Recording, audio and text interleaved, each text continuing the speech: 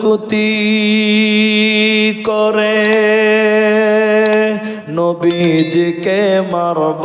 নবীজি গভীর রাতে আবু বকরকে নিয়ে সাথে ইসমে আজম পরে নবী সামনে দিকে যায়।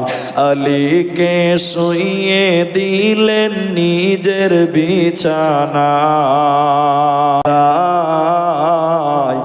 আলীকে শুইয়ে দিলেন নিজের বিছানায়। দয়ার মুস্তাফা জন্মভূমি ছাড়ি কোরআন এবং হাদিসের কথা বলা, আপনাদের শ্রবণ করা যিনি তৌফিক ইনায়াত করেছেন, আল্লাহ শুকরিয়া আদায় করি। সকলেই বলেন আলহামদুলিল্লাহ।